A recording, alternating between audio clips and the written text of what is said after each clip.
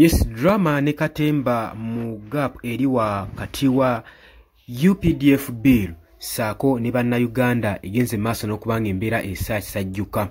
Jjukira nti no mu kuyisa etteeka lino mu parliament abaka bangi bagamba tebaliwagira naye ate abamu tebalabiddwako nga bafuluma olw'okuyisa ebbago lino. Kati tumanyi kituufu kigenda mu maaso naye ng'oli ku Yugi Update Civic osinza obba ng'otuwuliriza gwe tannatweyungako okkirira wansi waliwo ekigambo subscribe kikoneko obeere nga otweyungako ddala bulungi nnyo gwe mukwano gwange ali eyampuliriza abali emitala w'amayanja mbaanirizaako nnyo. Military court ejjuddemu katemba era ng'agenda mu maaso n'okuba nga asaturatinga ku social media.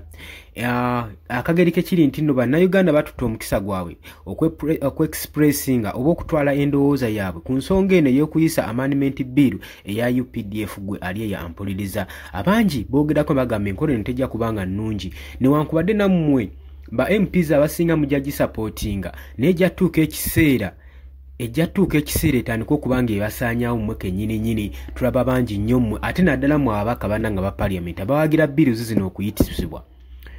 mumala oziyisa nga babawadde obusente mu bagenda obba tebugenda bayisa mu mwaka gumu wabula mu masekati g'omwaka tugenda okulaba nga ebikolwa eby'effujjo ebikolebwa amagye bitandise okukolebwa ku babaka ba parliament babakwata engeri gye babaagala babatwala mu military courts babakyunyizayo abamu bafudde n'okufa abamu obulamu bwabwe tebutasigadde kyekimu bukyanga batwalibwa mu military courts so nga mmwe be bamu abawagira ensonga zino era tubagamba banaye mweddeko wobanga onookwata ssente za muzeeyi ng'agenda kuyisa bbiiru eno gwe yaziri edda kimanye ebiddirira mu maaso era toyina n'omu gojja kunenya ojja kwenenya wekka bannamwe mubalabye abatwalibwa mu military courts mu court martials embeera gye bayisibwamu n'embeera gye balimu kati byensonga ezimu anditunuulidde nga temunnawanika mukono kuyisa bbago nga lino kusekendinga bbago nga lino ekibatabwa mu parliament mwe mutuuka mu parliament muzibibwa amaaso naye muddaawo kemabega ne mwebuuza ku ba constituency bammwe ababalonda kusinziira ku ndowooza yammwe kuba bakulonda nga bakulabamu obusobozi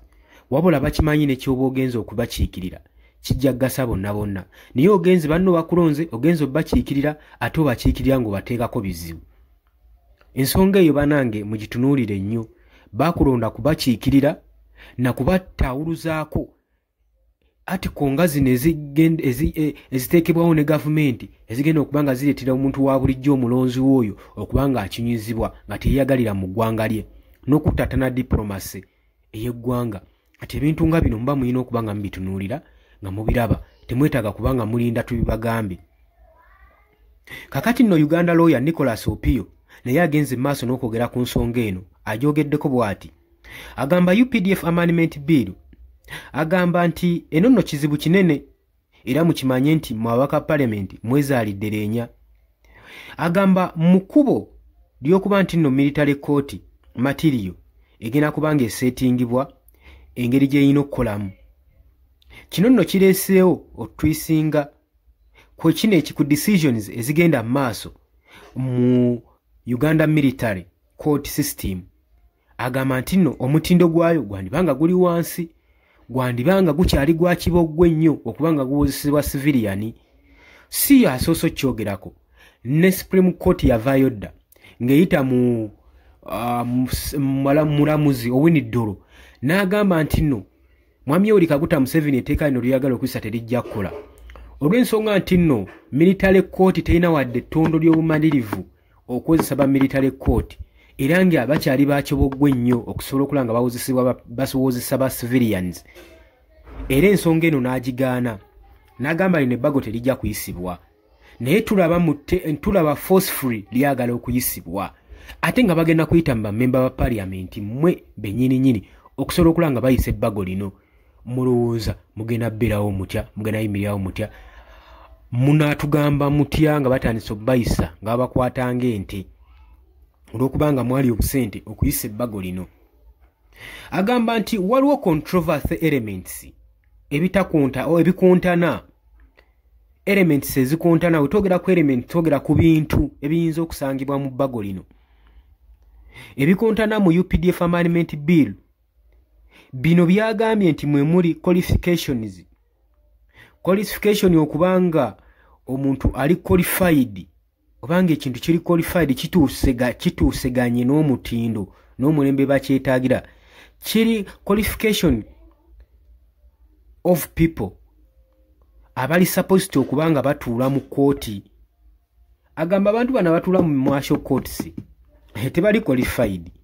tebasaanidde omutindo gwe gukyali gwa kiboggwe okubanga batuula mu kooti eno Opio waagamba ye era abirivinga akakasanga agamba nti nno abantu abamu abalondebwa mu kooti eno bayinza okuba nga tebali qualified okubeerayo nga bakiboggwe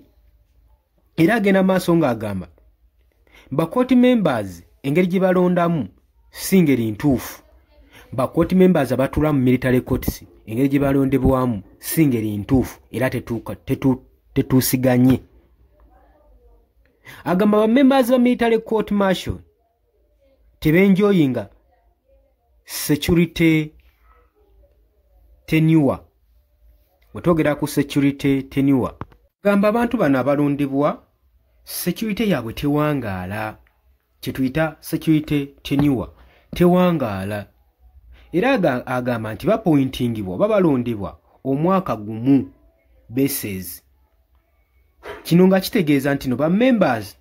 tebalina stable job tebalina mirimu giri stable giri awo gye bakola mu kooti era saa yonna basobola okuba nga baggyibwawo ne bakyusibwa buli mwaka era kino agamba kirina engeri gye kyafekitingamu era n'okulaga engeri fair gyetayinza kubeerawo mu kooti kikulaga kiyinze engeri gye kiyinza okwaffectingamu fairness ye kooti twogera ku military court kubanga bano bakyusibwa buli mwaka kati agamba olaba nga ebikontana mu bbago lino bingi nnyo nga wengenda maaso nokaanya nga wembikuwa nawe wenjagala obitegeere ate era musharinga evidiyo eno etambule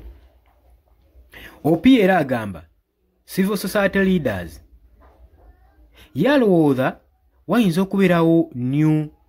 creatingawo leadership empya mu civil society era ng'agamba kino kitegeerekeka nti weetaagamu okulinyuwalinga mu organization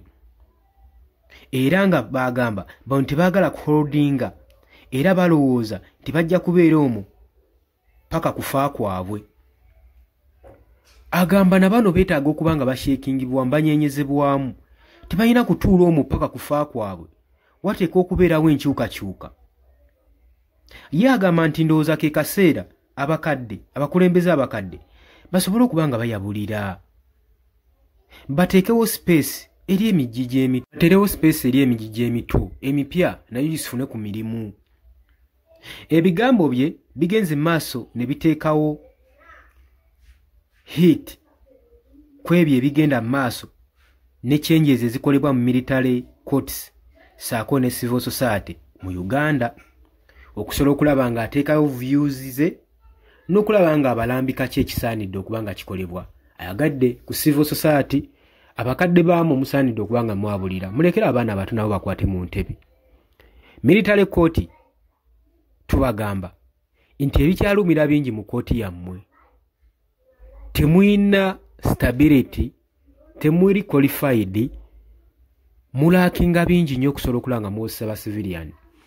ate ne kino mukitegeere n'engeri gye batendekebwamu tebatendekebwa kubanga bawozesa ba civilian abantu abawozesa civilian babeera kaamu cool nga basobola okureactinga n'okwengeginga embeera yonna yonna naye weegendereze ng'ofeesinze ow'ekitongole ekikuumaddeme kyonna kyonna ava mu mbeera from nowhere nga si kuba nti nno oba waliwo ekikyamu naye badizayiningibwa kubeera we batyo from nowhere n'omulamwa n'ensonga enkulu agibuuka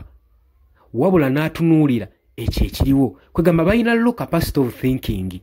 olw'okubanga bo baliyakisingira mangu ku kintu ekiba kibasaze mu maaso so therefore ffe tugamba nti nno tebasaanidde era tebali qualified kubanga bawozesa ba civilians amateeka bagaleke nga we gali bwe baba bamu kye baagala okyusaamu batendeke bali eri supreme kooti zino endala judiciary ejja sobola okuwoninga buli kimu through training bajja kuba basobola okuba nga bakwasa ganya ensonga oba kese zonna eza military ezikwasaganya n'ebyamagye. Oli ku Yugi Updates TV kwa dosinzo bango otuwuliriza ebale kwekumira ku mayingo gano nagambye gwagala otwenga kulia wansi wala ekigambo subscribe kikoneko obeyenga otwenga ko mbagala nnyo mweraba.